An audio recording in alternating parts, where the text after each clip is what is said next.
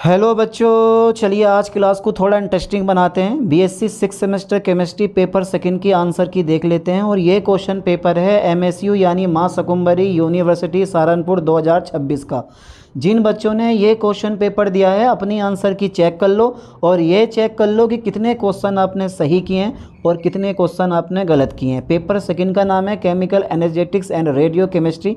चलिए देख लेते हैं इस क्वेश्चन पेपर में कौन कौन से और कैसे कैसे क्वेश्चन पूछे गए हैं।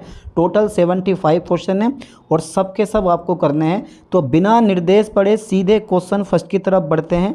क्वेश्चन फर्स्ट है हमारा, निम्नलिखित में से कौन सी किरणों की वेदन क्षमता सबसे ज़्यादा है, यानी कि विच ऑफ द फ्लोइंग रे हैज़ हाईएस्ट पेनिट्रेटिंग पावर।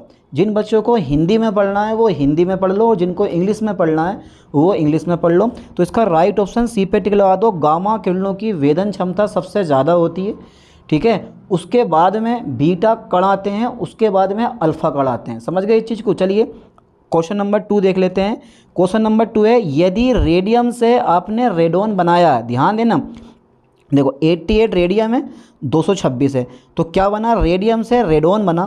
तो ये जो 2He4 होता है ना, ये हीलियम परमाणु, ये अल्फ़ा कण होता है। अल्फ़ा कण जो होता है वो हीलियम परमाणु का नाभिक होता है। इसका मतलब है अल्फ़ा 6 हो गया यहाँ पर, ठीक है। अरे बड़ा सिंपल पेपर आया है, बड़ा इजी पेपर आया है, 2 रुपये के इजी से भी इजी। चलिए क्वेश्चन नंबर 3 देख लेते हैं। निम्नलिखित में से कौन रेडियो एक्टिवता का मात्रक है, यानी कि which of the flowing is are unit of radioactivity. देखो रदरफोर्ड भी होता है, क्यूरी भी होता है, विक्टन पर सेकेंड भी होता है। तो यहाँ पर आप डी पे टिक लगा दो, ऑप्शंस सभी। चलिए नेक्स्ट क्वेश्चन की तरफ बढ़ते हैं। क्वेश्चन नंबर 4 है, निम्नलिखित में से कौन सी श्रेणी कृत्रिम रेडियो एक्टिव विक्टन श्रेणी कहलाती है। विच of the flowing is called artificial radio active series, 4n series या 4n+1 सीरीज। ऑप्शन सी है 4n+2 सीरीज़ और ऑप्शन डी है 4n+3 सीरीज़। तो यहाँ पर आप बी पे टिक लगा दो, 4n+1 series is a right option. अगला क्वेश्चन देखते हैं मेरे दोस्तों। क्वेश्चन 5 है। हाँ, ये क्वेश्चन, इसमें का एक क्वेश्चन एग्जाम पेपर में पक्का फंसता है कि यार यहाँ से एक अल्फ़ा गया, यहाँ से एक बीटा गया, तो बताओ कितने कितने बचे, कितने अल्फ़ा कण कितना बीटा कण बाहर निकला। क्वेश्चन को जरा बड़े पहले प्यार से पढ़ना। एक रेडियो एक्टिव पदार्थ 92 यूरेनियम 238 है, ये नाभिकीय 6 होता है और फिर ये 82 लेड 206 में बदल जाता है। इस प्रक्रिया में उत्सर्जित अल्फ़ा एवं बीटा कणों की संख्या क्रमशः होगी। बिल्कुल सही टिक लगाया, सी पे टिक लगा दो, 8 और 6। ओके, चलिए अगला क्वेश्चन देखते हैं। जब दो हल्के परमाणु नाभिक आपस में मिलते हैं तो इसे कहते हैं नाभिकीय संलयन, यानी कि nuclear fusion is a right option. B पे आप टिक लगा दो, जो कि सूर्य में नाभिकीय संलयन होता है और तभी आपको लगातार ऊर्जा मिलती है। चलिए नेक्स्ट क्वेश्चन की तरफ बढ़ते हैं। क्वेश्चन 7 है, इनमें से कौन सा संबंध सही है। भाई किसने कहा कि संबंध इनमें से गलत है, हैं? अरे सारे संबंध सही हैं यार। n बराबर n0 e की power minus lambda D is a right option है। n बराबर n0 1/2 की पावर n, ये भी सही है। लैम्डा बराबर 0.693/t आप। तो तुम्हें कौन सा ऑप्शन इसमें गलत लग रहा है यार? सभी सही हैं। यहाँ पे डी पे टिक लगा दो, इनमें से कौन सा संबंध सही है, सभी सही हैं। चलिए क्वेश्चन नंबर 8 देखते हैं। थायराइड का निदान निम्न में से किस रेडियोधर्मी समस्थानिक के प्रयोग से होता है। कोबाल्ट 60, लोहा 56, सोडियम 24। तो यहाँ पे डी पे टिक लगा दो, इनमें से कोई नहीं। इसके लिए I131 आता है। समझ गए इस चीज़ को, वो ऑप्शन में नहीं दे रखा, तो इसलिए इनमें से कोई नहीं। 9 देखते हैं। NAA का पूरा नाम है नियोन सक्रियण विश्लेषण इज़ अ, नहीं रॉन्ग आंसर है, ये नहीं है। नियोन नहीं होता यहाँ पर, न्यूट्रॉन होता है। समझ गए, या तो ये मिस्टेक करी है टीचर लोगों ने यहाँ पे ये बनाने में मिस्टेक करी है, और ऑप्शन तो मैं दे भी रखा है, डी पे आप टिक लगा दो। जो NAA का पूरा नाम है वो होता है न्यूट्रॉन एक्टिवेशन एनालिसिस, ठीक है। तो न्यूट्रॉन एक्टिवेशन एनालिसिस कंप्लीट नाम होता है NAA का, लेकिन यहाँ पे ऑप्शन में कहीं भी न्यूट्रॉन है ही नहीं। इसका मतलब है आप डी पे टिक लगा दो, ये D number is a right option. Question number 10 देखो, रेडियो कार्बन डेटिंग का उपयोग निम्नलिखित में से किसके लिए किया जाता है। भाई ये वस्तु की आयु जानने के लिए ना आप कार्बन डेटिंग का यूज़ करते हो कि यार ये चट्टान अब से 50,000 साल पुरानी है, कि यार ये चट्टान अब से 10,000 साल पुरानी है, ये कई सौ साल कई लाख साल पुरानी है। इन सब चीज़ों की जानकारी निकालने के लिए ना रेडियो कार्बन डेटिंग का आप यूज़ करते हो। और ज़रूरी नहीं कि इसका यूज़ करो, इससे और भी बढ़िया बढ़िया चीज़ें हैं, और भी इससे बढ़िया बढ़िया टेक्निक आती हैं। 11 देखो जरा, निम्नलिखित में से कौन सा कथन भौतिक अवशोषण की सीमा के संबंध में सत्य है। देखो जिसने ना पढ़ा होता है ना उसको चारों ऑप्शन अच्छे लगते हैं, मन करता है चारों पे लगा दूं, पर क्या करें, ऑप्शन एक चुनना होता है, ऑप्शन एक चुनना होता है। यहाँ पे सी पे आप टिक लगा दो। तापमान जितना बढ़ेगा अब जो ये तुम्हारा अवशोषण होगा वो उतना घटेगा, ठीक है। तो 11वें का C number is a right option. अगला क्वेश्चन देखो जरा, देखते हैं आज कौन कौन बताएगा। बहुत ही इजी पेपर इस साल का आपको दिया गया है मेरे ख्याल से, जितने पेपर अब तक के हुए हैं सबसे इजी पेपर यही वाला है। फ्रेंडलिक अवशोषण समताप में 1/n का मान होता है वो हमेशा 0 और 1 के बीच में होता है, यानी कि 0 और 1 के बीच में होता है ऑलवेज। चलिए क्वेश्चन नंबर 13, हाँ दिख रहा है आपको? अरे सर क्यों नहीं दिखेगा यार, इतनी बड़ी बड़ी आंखें आपको दे रखी हैं, वो भी डबल ट्रिपल आंखें दिखे हैं मेरे ख्याल से। जीटा विभव को मापना मुख्य रूप से कोलाइडी विलयन की किस गुण को तय करने में उपयोगी होता है? तो जीटा विभव को मापना मुख्य रूप से कोलाइडी विलयन के किस गुण को तय करने में उपयोगी होता है? 13वें का बी पे आप टिक लगाओ। Stability is a right option, ठीक है। बी नंबर स्थायित्व। चलिए क्वेश्चन नंबर 14 देख लेते हैं। कोलाइड के किस गुण से जीटा विभव संबंधित है? रंग से, टिंडल प्रभाव से, या कोलाइडी कणों की सतह पर आवेश से? तो सी पे आप टिक लगा दो। कोलाइडी कणों की सतह पर आवेश से कनेक्टेड होता है। अच्छा कोहरा क्या है? कोहरा तो आप सब लोगों ने देखा होगा। अच्छा कोई है ऐसा जिसने कोहरा ना देखा हो? तो कहोगे यार एक ज़माने से कोहरे में रह रहे हैं, कई महीने कोहरे में काट दें। तो ये कोहरा जो होता है ना वो एक गैस होती है, समझ गए। और उस गैस में जो लिक्विड होता है ना, पानी जो होता है उसकी बूंदें मिली हुई होती हैं। कभी आप ध्यान देना जब आप अपनी बाइक कार वगैरह चलाते हो तो जो कोहरे में चलाते हो तो आगे से कार बाइक आप लोग सब भीग जाते हो। इसका मतलब ये हुआ कि गैस में द्रव छिपा होता है। और यहाँ पे डी पे आप टिक लगा दो, गैस में द्रव। थोड़ा बहुत अंदाज़ा लगा लिया करो। चलिए क्वेश्चन नंबर 16 देखते हैं। निम्नलिखित में से कौन सा गुण कोलाइड का नहीं है? तो कोलाइड जो होता है ना वो हमेशा विषमांगी तंत्र होता है। और यहाँ पे इन्होंने एक ऑप्शन दिया है बी नंबर, कोलाइड एक समांग मिश्रण है। बस यही गलत है, ये नहीं होना चाहिए था ऑप्शन। चलिए क्वेश्चन नंबर 17 देखते हैं। आकाश का रंग नीला निम्नलिखित कारण से होता है। भैया आकाश, जो पढ़ने वाले आकाश हो, तुम्हारा रंग नहीं, ये आसमान की बात हो रही। आकाश का रंग नीला निम्नलिखित कारण से होता है। प्रकाश का प्रकीर्णन, ये सबको पता है ना। चलिए क्वेश्चन नंबर 18 देखते हैं। पैप्टिकरण विधि है यार, अपक्षेप को कोलाइडी विलयन में चेंज करना ही हमारा पैप्टिकरण कहलाता है। ए सी पे टिक लगा दो। अपक्षेप को कोलाइड अवस्था में परिवर्तित करना ही पैप्टिकरण कहलाता है। चलिए 19 देखते हैं। निम्नलिखित में से कौन सा कोलाइड नहीं है? दूध, अबे विषमांगी तंत्र है, जिंदा कोलाइड हो सकता है ये है। और कीचड़, अरे यार कोलाइडी तंत्र है। मक्खन है, मक्खन तो खूब खाते होगा। ए डी पे टिक लगा दो। बोरी कम्ल, ठीक है, बोरा बना दिया इसने, बोरा। अच्छा जरा इस क्वेश्चन का देखता हूँ। ये सबसे सिंपल क्वेश्चन आज के पेपर में पूछा गया है। निम्नलिखित में से किस आयन में मानव रक्त को स्कंदित करने की सबसे ज़्यादा क्षमता है? तो जो हार्डी सुलजे नियम आपने पढ़ा होगा वो ये कहते हैं कि भैया जिस किसी आयन की संयोजकता जितनी ज़्यादा होगी उसके द्वारा स्कंदन करने की जो शक्ति होगी वो भी ज़्यादा होगी। अब आपको ये पहचानना है कि किसी आयन पर जितना ज़्यादा आवेश होगा वो उतना पावरफुल होगा। यहाँ पर हमें एल्युमिनियम पे 3+ दिखाई दे रहा है, हाँ इसी की स्कंदन शक्ति सबसे ज़्यादा। चलिए क्वेश्चन नंबर 21। है बाँस दाब में अवनमन सबसे अधिक किस में होगा? अरे भैया क्योंकि तुम्हें पता है बाँस दाब का जो अवनमन होता है वो एक अणुसंख्यक गुणधर्म होता है। और अणुसंख्यक गुणधर्म है तो ये विलय के अणुओं की संख्या पर डिपेंड करता है। अरे यार विलय के अणुओं की संख्या जितनी ज़्यादा होगी अणुसंख्यक गुणधर्म उतने ज़्यादा होंगे। तो ठोक दो बेरियम क्लोराइड पर, क्योंकि यहाँ पर 3 आयन बैठ रहे हैं। ग्लूकोज, यूरिया, ये आयनों में कभी टूटते नहीं हैं। और मुझे पता है आपका इशारा ओपरोस सभी पे जारी होगा 100%। जिन्होंने पढ़ा होगा उन्होंने तो लगा दिया होगा बेरियम क्लोराइड। चलिए 22 देखते हैं कि किसी विलय का एसीटोन में मोल प्रभाव 0.171। इसका मतलब है एसीटोन यहाँ पे विलायक हो गया। तो एसीटोन का मोल प्रभाव होगा, ले 1 में से घटा दो 0.17 को। इसका जो राइट ऑप्शन है घटाना जरा, 1 में से 0.17 घटाओ तो 0.83 बच रहा है। हाँ बच रहा है सर, यही ऑप्शन है 22 का सी पे आप टिक लगा दो, ठीक है। चलिए नेक्स्ट क्वेश्चन की तरफ बढ़ते हैं। क्वेश्चन नंबर 23 है। AgNH3 का होल ट्वाइस Cl का वांट हाफ गुणांक कितना है? वांट हाफ गुणांक निकालना आता है?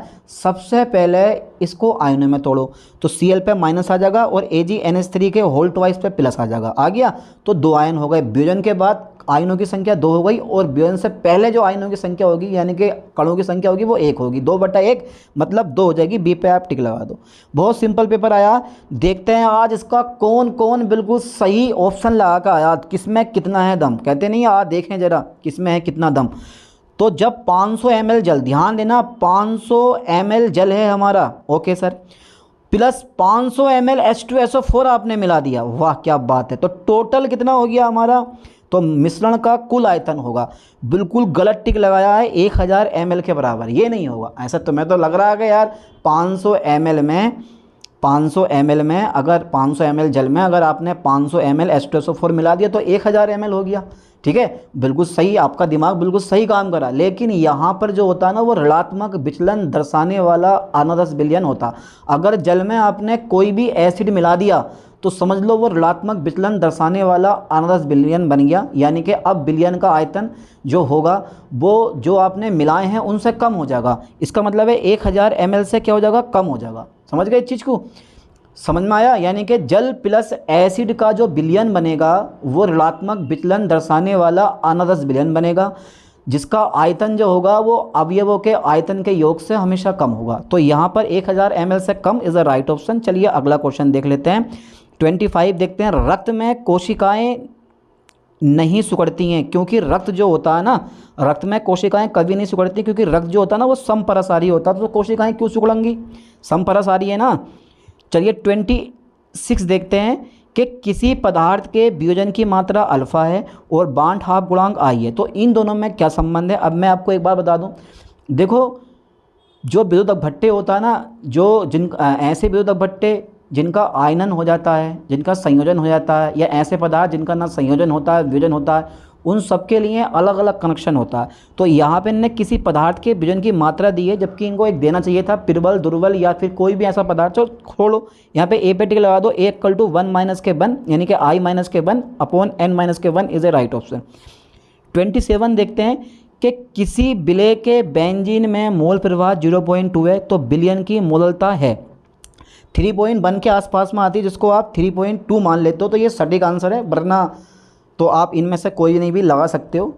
तो 3.2 इज़ द राइट ऑप्शन, यही सही है। ठीक है, चलिए अगला क्वेश्चन देखते हैं 28। निम्नलिखित में से कौन सा अणुसंख्यक गुण मोलरता से जुड़ा है। परासरण दाब जो होता है ना वो मोलरता से जुड़ा हुआ होता है, सी पे आप टिक लगा दो, बाकी मोलरता से जुड़े होते हैं। ओके, 29 देखते हैं। पहाड़ों की बर्फीली सड़कों पर नमक का छिड़काव करने से बर्फ़ पिघल जाती है, इसका कारण क्या है।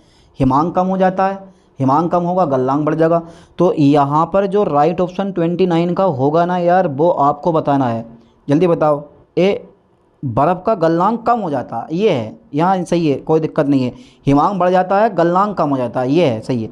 बर्फ़ का गलनांक क्या हो जाता है, कम हो जाता है। 29 का ए पे आप टिक लगा दो।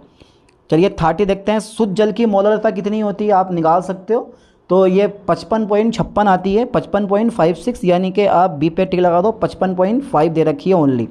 अच्छा ये बताओ, देखो H2 + Cl2 और ऊपर सूर्य का प्रकाश दे रखा है, 2HCl की क्वांटम दक्षता बहुत अधिक होती है, क्योंकि यह एक चेन रिएक्शन होती है, इसी वजह से। ए और बी देख के टिक मत मार दियो इस पर। चलिए 32 देख लेते हैं अब। सिंगलेट अवस्था है, सिंगलेट अवस्था है, तो सिंगलेट अवस्था जो होती है ना वो इसमें होती है डायामैग्नेटिक में, यानी कि पृथ्वी चुंबकीय में। चलिए क्वेश्चन नंबर 33 देख लेते हैं। फोटोन की ऊर्जा निर्भर करती है, तो फोटोन की ऊर्जा का फॉर्मूला E = hν होता है, न्यू = c/λ होता है, और 1/λ = न्यू बार मतलब तरंग संख्या होता है। इसका मतलब है जो फोटोन की ऊर्जा है वो फोटोन की तरंग संख्या पर डिपेंड करेगी, यानी कि energy of photon depends on wave number of photon. ठीक है, समझ गए इस चीज़ को। अरे यार you are very very intelligent, बिल्कुल सही टिक लगा हुआ है एकदम, जिनका ये पेपर है। आपतित प्रकाश के बंद करने के बाद भी घटित होने वाला परिक्रम कहलाता है। आपतित प्रकाश को आपने बंद कर दिया लेकिन फिर भी घटना घटित हो रही है, तो कौन सा परिक्रम होगा। स्फुरदीप्ति इज़ अ राइट ऑप्शन। चलिए नेक्स्ट क्वेश्चन देखते हैं 35। दिख रहा है आप लोगों को, मैं दिखाई दे रहा हूँ, नहीं मैं दिखाई नहीं दे रहा हूँ। प्रकाश रासायनिक अभिक्रिया निम्न में से किस पर निर्भर करती है। प्रकाश रासायनिक अभिक्रिया निम्न में से किस पर निर्भर करती है। बिल्कुल करेक्ट ऑप्शन लगाया सी पे, प्रकाश की तीव्रता यानी कि इंटेंसिटी ऑफ लाइट पे डिपेंड करती है। 36 ये क्वेश्चन बड़े बड़े अच्छों को पता नहीं चलता है। जेब लोन्स की आरेख के अनुसार किसी अवस्था की चक्रण बहुलता होती है 2s+1 होती है। अब ये देखो 5+1 कर रखा, 25+ बन कर रखा, 5+2 25+2, तो इसका राइट ऑप्शन बी है। अगर कंप्यूटर ने जब कॉपी चेक होंगे, कंप्यूटर ने पकड़ लिया यार ये जो है 5 की जगह एस होना चाहिए था, तो ये क्वेश्चन बिल्कुल गलत होगा, यहाँ पर आपको 1 नंबर मिल जाएगा। समझ गए? इस क्वेश्चन को वो चेक ही नहीं करेगा, यानी कि एक क्वेश्चन का 1 नंबर आपको मिल जाएगा, समझो। चलिए अगला क्वेश्चन देखते हैं। तो जो भी क्वेश्चन गलत होता है उसका 1 नंबर आपको मिल जाता है। तो 36 का बी पे आप टिक लगा दो। 37 देखते हैं। कम क्वांटम लब्धि के कारण, कम क्वांटम लब्धि के कारण, तो कम क्वांटम लब्धि के कारण 37 का आप डी पे टिक लगा दो। उपरोक्त सभी is the right option. Option पढ़ने की ज़रूरत ही नहीं है यार, you are very very intelligent. चलिए अगला क्वेश्चन देखते हैं 38। तरंग संख्या हमें दे रखी है 2.5 × 10⁻⁻10 सेंटीमीटर -10 सेंटीमीटर इनवर्स वाले फोटोन की ऊर्जा। तो तरंग संख्या 2.5 × 10⁻10 सेंटीमीटर इनवर्स वाले फोटोन की ऊर्जा है। तो देखो ये चारों के तीनों ऑप्शन जो है ना, वो आंसर से जो ए नंबर है वो थोड़ा मिलता जुलता है, मतलब जो बी नंबर है वो थोड़ा मिलता जुलता है पर करेक्ट नहीं है। तो यहाँ पे सटीक आंसर जो है ना डी है। जब आप आंसर निकालोगे ई बराबर एच यानी कि एस सी न्यू वाल लगा के, न्यू वाल का मान दे रखा है, एच का मान पता होता है, सी का मान पता होता है, गुणा भाग करोगे तो ये जो 3 चीज़ें हैं ना ए बी सी, इनमें से कोई नहीं आएगा। हाँ थोड़ा आसपास में आएगा, वो भी बी के। तो यहाँ पे D number is the right option है, आप डी करना, ठीक है। 39 देखते हैं। पहले क्वेश्चन पढ़ो उसके बाद आंसर। जब H2 और Hg वाष्प के मिश्रण को 253.7 नैनोमीटर तरंग दैर्ध्य के प्रकाश से विकिरणीकृत किया जाता है तो H2 हाइड्रोजन परमाणु में टूट जाता है। आप इसका राइट ऑप्शन बताओगे ए, प्रकाश सुग्राहक के रूप में। चलिए नेक्स्ट क्वेश्चन देखते हैं 40। अब जरा ये बताओ, स्फुट दीप्ति के लिए निम्नलिखित में से कौन सा संक्रमण होता है? ये जो तुम सी देख रहे हो ना, T1 से S0 स्टेट में, ठीक है, T1 से S0 स्टेट में होता। अगला क्वेश्चन देखो जरा 41। तो the sum of transport number of cation and anion is equal to 1 होता है ऑलवेज, यानी कि धनायन एवं ऋणायन की परिवहन संख्याओं का योग होता है 1। अब बेटा जब आप MSc करोगे तो हिंदी भूल जाना। MSc करने का अगर आपको मौका मिला, या जिन बच्चों ने MSc में एडमिशन लिया, हिंदी को भूल जाना, टोटल इंग्लिश में पढ़ना। समझ गए चीज़ को? टोटल इंग्लिश में ही होती है MSc भी, हिंदी में ना के बराबर पढ़ते हैं बच्चे। चलिए 42 देखते हैं। एंट्रोपी का सही क्रम है, गैस की एंट्रोपी सबसे ज़्यादा होती है, उसके बाद लिक्विड, उसके बाद सॉलिड। यहाँ पे सी पे टी लगा दो। भाप, पानी, बर्फ़, बिल्कुल सटीक और बिल्कुल सही ऑप्शन लगे हुए हैं एकदम। चलिए क्वेश्चन नंबर देखते हैं 43। मोलर चालकता की इकाई है, आप बोलोगे साइमन सेंटीमीटर स्क्वायर प्रति मोल, यानी कि ए पे टिक लगा दो। यहाँ पे मीटर दे रखा, साइमन वर्ग मीटर प्रति मोल, तो साइमन मीटर स्क्वायर प्रति mole is the right option. Okay 44 देखते हैं। ओस्टवाल्ड का तनुता नियम है। अरे यार क्या क्वेश्चन पूछा, अधिकांश पेपरों में पूछता है कि ओस्टवाल्ड का तनुता नियम लागू होता है। ऑप्शन दे देता है प्रबल विद्युत अपभट्टे, दुर्बल विद्युत अपभट्टे, ए और बी दोनों, इनमें से कोई नहीं। तो दुर्बल विद्युत अपभट्टे के लिए ओस्टवाल्ड का तनुता नियम लागू होता है। यहाँ पे डायरेक्टली फॉर्मूला ही पूछ लिया, ले के बराबर α² / 1 - α × v। चलिए अगला क्वेश्चन देखते हैं 45। किसी आयन की परिवहन संख्या निम्नलिखित के सीधे समानुपाती होती है, हमेशा आयनिक गतिशीलता के सीधे समानुपाती होती है, ठीक है। अगला क्वेश्चन देखो 46। हाइड्रोजन एवं हीलियम सामान्य ताप पर दर्शाते हैं। सामान्य ताप पर, ये जो तुम देख रहे हो ना हीटिंग इफेक्ट, ये ऑलवेज हीटिंग इफेक्ट शो करते हैं। तो इनसे इजी क्वेश्चन मुझे लगे नहीं कि यार किसी पेपर में आए भी होंगे। सबसे इजी क्वेश्चन इसी पेपर में छपे हुए हैं अब तक जितने भी यूनिवर्सिटी के एग्जाम पेपर हो रखे हैं, पर क्वेश्चन कुछ पेचीदा भी हैं। लगभग अधिकांश बच्चों के 60 क्वेश्चन प्लस सही गए होंगे, मेरा तो यही मानना है भाई। और मैं तो यही चाहता हूँ कि ज़्यादा से ज़्यादा ऑप्शन आप सही लगा के आएँ। तो ए पे टिक लगा दिया आपने। 46 का ए नंबर उस्मन प्रभाव। चलिए नेक्स्ट क्वेश्चन देखते हैं 47। सेल नियतांक का मात्रक है, सेंटीमीटर इनवर्स होता है ऑलवेज, बी पे टिक लगा दो। और अगर हाँ किसी क्वेश्चन का ऑप्शन में मिस्टेक हुई है मेरे बोलते हुए, या लग रहा है कि यार नहीं सर ये होना चाहिए था, ये होना चाहिए था, तो सही कर लेना उसको, है ना। तो centimetre inverse is the right option 48। हाँ मिस्टेक हो सकती है, जरूरी थोड़ी ना कि यार एक आधा क्वेश्चन में मिस्टेक हो सकती है, मैं मानता हूँ इस चीज़ को। आयनिक विलयन की मोलर चालकता निर्भर करती है, तो आयनिक विलयन की मोलर चालकता निर्भर करती है। ले कहाँ से पूछा क्वेश्चन, पर है बड़ा इजी। विलयन की इलेक्ट्रोलाइट, हाँ बहुत सही बात है, डिपेंड करती है इलेक्ट्रोडों के बीच की दूरी पे डिपेंड करती है, इलेक्ट्रोडों के क्षेत्रफल पे भी डिपेंड करती है। आप डी पे टिक लगाओ। अप्रोच सभी यानी कि ऑल ऑफ द एबव। चलिए 49। कोल राउस का नियम निम्न में से किसके द्वारा व्यक्त किया जाता है? वही ये कोलराउस का नियम तो अगर आप एमएससी में ही पहुंच जाओगे ना तो भी ये आपका पीछे नहीं छोड़ने वाला। ले कोलराउस का नियम, दे कोलराउस का नियम। यहाँ पे टिक लगा दो ए पे, lambda infinity equal to lambda anion plus lambda cation, यानी कि lambda A plus lambda C. 50 देखते हैं, अभिगमनांकों के निर्धारण में कौन सी विधि प्रयुक्त की जाती है? चाहे वो हिटोर्प मेथड हो, चाहे वो मूविंग बाउंड्री मेथड हो, चाहे वो बोथ ए एंड वी दोनों के दोनों मेथड जो होते हैं ना वो अभिगमनांक यानी कि ट्रांसपोर्ट नंबर फाइंड करने के लिए किए जाते हैं। तो आप डी पे टिक लगा दो, ए और बी दोनों, हिटोर्प मेथड भी और बाउंड्री यानी कि मूविंग बाउंड्री मेथड भी। Okay sir. 51 ट्यूब का फटना उदाहरण है। बड़ा चिल्ला चिल्ला के मैंने ये बताया था कि जो ये एडियाबैटिक प्रोसेस होता है वो इतनी फास्टली होता है कि आपको एनर्जी का ट्रांसफ़र मिलेगा ही नहीं वहाँ पे। जैसे ट्यूब फटती है तो वहाँ पे एनर्जी का जो आदान प्रदान होता है ना वो जीरो होता है, समझ गए। और यही परिक्रम जो है एडियाबैटिक होता है, यानी कि वह परिक्रम जिसमें ऊर्जा का आदान प्रदान नहीं होता एडियाबैटिक प्रोसेस कहलाता है, यानी कि रुद्धोष्म परिक्रम कहलाता। तो जब ट्यूब फटती है तो वहाँ ऊर्जा का आदान प्रदान नहीं होता, ये ए पे टिक लगा दो, रुद्धोष्म एडियाबैटिक। 52 देखते हैं, अगर आयतन समान है तो किया गया कार्य जीरो होगा, W बराबर P इंटू डी वी। तो डेल्टा V या डी वी जो है वो जीरो हो गया, कार्य जीरो हो गया। अगर आप फर्स्ट लो आप थर्मोडाइनमिक्स अप्लाई करते हो तो दी गई उष्मा Q इक्वल टू, ठीक है, delta U plus W, W zero है तो Q जो है वो W के बराबर, यानी कि जो आंतरिक जो दी गई उष्मा है Q वो आंतरिक ऊर्जा के बराबर हो जाएगी, W जो है जीरो हो जाएगा हमारा फर्स्ट लो से। 52 का आप बी पे टिक लगा दो, इज राइट ऑप्शन। ओके। 53 देखते हैं, उदासीनीकरण उष्मा 13.7 किलो कैलोरी से कम होती है। चलिए, तो अधिकांश बच्चे तो ऐसे होंगे, मैं सही बता रहा हूँ, बिल्कुल ए बी सी। देखो जैसे इन्होंने ए पे लगाया और क्योंकि इनको पता नहीं था, तो देखो कम कब होती है। अरे चलो मैं ज़्यादा डीपली करके नहीं बता रहा हूँ कि कम कब होती है और ज़्यादा कब होती है, मैं सीधे सीधे यहाँ पर बता रहा हूँ, इनमें से कोई नहीं। ठीक है, देखो ये प्रबल विद्युतक भट्टे है, ये भी प्रबल विद्युतक भट्टे है, तो इसकी भी 13.7 के आसपास होती है। ये प्रबल विद्युतक भट्टे है, ये भी प्रबल विद्युतक भट्टे है, इसकी भी 13.7 होती है। ये भी प्रबल है, ये भी प्रबल है, 13.7 होती है। तो 13.7 से कम कब होगी? जब विद्युतक भट्टे दुर्बल और प्रबल होंगे, समझ गए। और वो ऑप्शन हमें कुछ दे नहीं रखा है यहाँ पे, सारे के सारे प्रबल विद्युतक भट्टे दे रखे हैं। चलिए डी पे लगा दिया होगा 53 का आपने। 54 देखते हैं फटाफट तेजी से। क्लासियस क्लैपेरॉन समीकरण निम्नलिखित में से किसकी गणना करने में मदद करती है? किसकी गणना करने में मदद करती है? तो 54 का डी पे आप टिक लगा दें। चाहे वो बाष्पीकरण की गुप्त उष्मा, सबसे ज़्यादा इसी में यूज़ होता है इसका, क्वथनांक हिमांक सबकी गणना कर देती है ये। 55 देखो जरा, आप दिखाई दे रहा है, आप दिख रहा होगा आप लोगों को पूरा। AgCl की निर्माण एंथैल्पी निम्नलिखित में से किस प्रक्रिया के एंथैल्पी परिवर्तन से प्राप्त होती है? आप बोलोगे D, silver plus half Cl2 change T AgCl, है ना ये। तो यहाँ से आप इसकी लेटेस्ट एनर्जी भी फाइंड कर सकते हो, बोरन हेवर्ट साइकिल लगा के कर सकते हो। नहीं, कौन कौन कर सकता है? किसी में दम? अरे दम बहुत होता है, बस सोचने वाली बात होती है।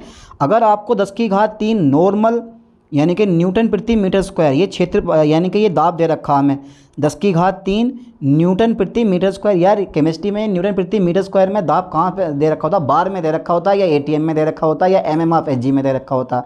10⁻³ न्यूटन प्रति मीटर स्क्वायर के नियत दाब पर गैस में 0.3 मीटर क्यूब का प्रसार होने पर गैस द्वारा किया गया कार्य होगा 300 जूल पे टिक लगा दो बेझिझक।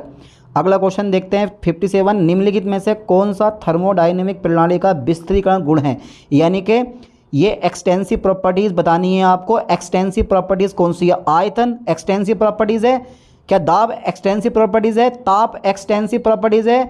कौन सा फटाफट है जल्दी बताओ, या उपरोक्त सभी? 57 का राइट ऑप्शन कौन सा लगा दूँ? ए पे टिक लगा दो, आयतन इज द राइट ऑप्शन। अगला क्वेश्चन देखो 58 देखते हैं। मुक्त ऊर्जा फलन G को इस प्रकार परिभाषित किया जाता है। तो G, बी पे आप टिक लगा दो, G equal to H minus के TS, यही क्या है इसका राइट ऑप्शन है। चलिए 59 एक बार पढ़ते हैं। ऊष्माक्षेपी परिक्रम में एंथैल्पी में परिवर्तन होता है। यार इससे इजी क्वेश्चन और कौन सा लोगे आप? सबसे इजी क्वेश्चन तो यही है, सबसे सिंपल क्वेश्चन। ऊष्माक्षेपी परिक्रम के लिए एंथैल्पी में जो परिवर्तन होता है वो ऋणात्मक होता है। आप बी पे टिक लगाएंगे, 59 का बी नंबर। चलिए नेक्स्ट क्वेश्चन देखते हैं। कॉपर सल्फेट लवण है, ये थोड़ा अम्लीय लवण होता है, ये अम्लीय होता है, acidic is a right option. 61 देखते हैं। वियोजन की मात्रा निम्नलिखित में से किस पर निर्भर करती है? तो विलय की प्रकृति पर डिपेंड करती है, विलायक की प्रकृति पर डिपेंड करती है, या सांद्रता पर डिपेंड करती है, या उपरोक्त सभी। तो 61 का जो राइट ऑप्शन है वो डी पे आप टिक लगा दो, उपरोक्त सभी, यानी कि नेचर ऑफ सोल्यूट पे भी डिपेंड करती है, नेचर ऑफ सोलवेंट पे भी डिपेंड करती है और कंसंट्रेशन पे भी डिपेंड करती है। All of this is a right option. 62 पढ़ते हैं जरा एक बार। हाँ, थोड़ा सा लेंथी क्वेश्चन है पर है बड़ा इजी। 0.02 MCH3 COOH एसिटिक अम्ल है और 0.04 MCH3 COON यानी कि सोडियम एसीटेट के मिश्रण विलयन की पीएच है और पी के डब्ल्यू का मान आपको दे रखा। अब निकालोगे कौन से फॉर्मूले से, ये भी आपको पता होना चाहिए। अरे यार, पी के डब्ल्यू बराबर आपने P H equal to P K W plus log salt upon acid, ये वाला फॉर्मूला लगा के और निकाल लो। 62 का जो राइट ऑप्शन आएगा वो ए पे टिक लगा दो। 5.1 इज अ राइट ऑप्शन। बिना निकाले देखो इन्होंने बिल्कुल सही टिक लगा दिया। कितना शानदार तुक्का चला होगा। 73 देखो, एंट एसिड घोल में पाया जाने वाला पीएच स्तर है। एंट एसिड घोल में पाया जाने वाला पीएच स्तर है तो वो होता है 7.0 से कम या इसके बराबर। ठीक है, चलिए नेक्स्ट देखते हैं। कॉपर वाई कॉपर प्लस दर्शाता है एक अर्ध सेल को, है ना। अरे यार, दो अर्ध सेल मिलकर एक पूर्ण सेल बनाते हैं और ये काम करता है लवण सेतु। इसका मतलब है यहाँ पर बी पे टिक लगा दो, एक अर्ध cell is a right option. 65 देखते हैं। स्टैंडर्ड हाइड्रोजन इलेक्ट्रोड के लिए मानक शर्तें क्या हैं। मानक शर्तें क्या हैं? हाँ, प्रेशर भी 1 वायुमंडल होना चाहिए, ताप 25 डिग्री सेल्सियस होना चाहिए और H+ आयन की सांद्रता भी 1 होनी चाहिए। तो यहाँ पर जो राइट ऑप्शन है 65 का वो आपको मिल गया। ए पे टिक लगा दो बेझिझक।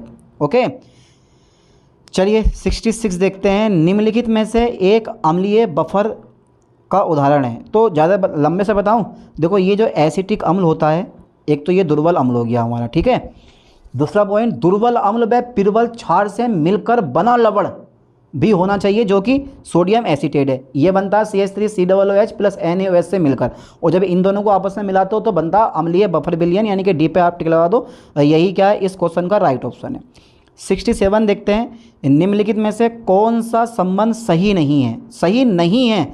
pH इक्वल टू माइनस के लोग H+ होता है, बिल्कुल सही है। pH इक्वल टू माइनस के Ln H+ होता है, गलत है। बस ये भी नंबर गलत है। बाकी KH बराबर KW/KB होता है, KH बराबर KW/KB भी होता है।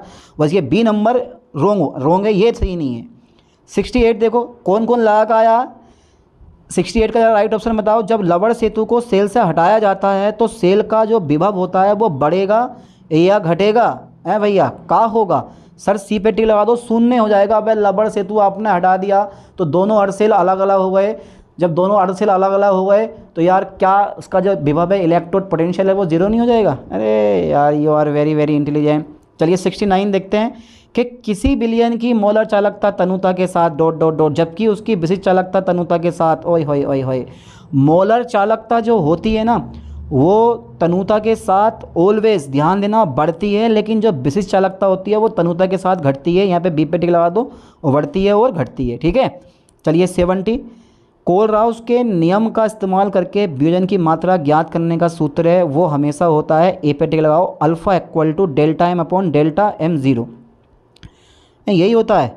हाँ, 70 का ए पे टिक लगा दो। अरे यही है, राइट ऑप्शन है, बेझिझक यार, मैं तुम्हारे साथ हूँ। तो अब ये जो है ना कोलराउस के नियम से आपको हल करना पड़ेगा। इसमें जो होता है ना, HCl की दे रखी है, CH3COONA की दे रखी है, NaCl का ΔM0 यानी कि मोलर चालकताओं का मान दे रखा है इतना इतना इतना। तो CH3COOH के लिए ΔM0 का मान ज्ञात करो। बहुत सिंपल सा क्वेश्चन है। ठीक है, यानी कि आप जो काम करोगे ना वो तो हमें NaCl घटाना होता है। HCl और CH3COONA को जोड़ के NaCl के घटा दियो, CH3COOH की अपना आप निकल जाएगी। समझ गए? तो इसका जो राइट ऑप्शन होगा 71 का, वो ए पे टिक लगा दो, 391 साइमन सेंटीमीटर स्क्वायर प्रति मोल आएगा। 72 पढ़ो फटाफट तेजी से। देखते हैं आज कौन कौन पढ़ता है। कोई भी न्यूमेरिकल इस क्वेश्चन पेपर में नहीं पूछा गया, इसीलिए इससे इजी क्वेश्चन पेपर कोई नहीं है। अभिक्रिया copper plus 2Ag plus change to copper 2 plus aqueous है और ये प्लस 2Ag में स्थानांतरित हुए इलेक्ट्रॉनों की संख्या कितनी होगी? भाई 2 होगी। 72 का राइट ऑप्शन जल्दी बताओ, सी पे आप टिक लगा दो। क्या क्वेश्चन है यार, बताओ। 73 एक रुद्रोष्म परिक्रम में किया गया कार्य 50 किलो जूल है, उसकी आंतरिक ऊर्जा होगी, एडियाबैटिक प्रोसेस है, ध्यान देना, किया गया कार्य 50 किलो जूल है, तो यार उसकी आंतरिक ऊर्जा कितनी हो जाएगी? सी पे टिक लगा दो, माइनस के 50 किलो जूल हो जाएगी। ठीक है, इज राइट ऑप्शन। अगला क्वेश्चन देखते हैं 74। एक खुली प्रणाली स्थानांतरण की अनुमति देता है। ओपन सिस्टम अलाउ इस ट्रांसफ़र। ओपन सिस्टम जो होता है ना, एक तो क्लोज सिस्टम होता है और एक होता है ओपन सिस्टम। द्रव्यमान और ऊर्जा दोनों का क्या होता है, ट्रांसफ़र होता है। समझ गए इस चीज़ को। 74 का कौन सा लगा दूँ, सी पे आप टिक लगा दो सर बेझिझक, अरे यार you are very very intelligent. 75 देख लेते हैं, carbon plus O2 change to CO2 अभिक्रिया के लिए जो ये एंथैल्पी में परिवर्तन होता है वो आंतरिक ऊर्जा में परिवर्तन के बराबर होता है। ठीक है, तो इस तरह से 75 सी पे आप टिक लगा दो। 75 का सी नंबर ए लगा दिया आप लोगों ने, देखो बिल्कुल सही टिक लगा हुआ है इनका।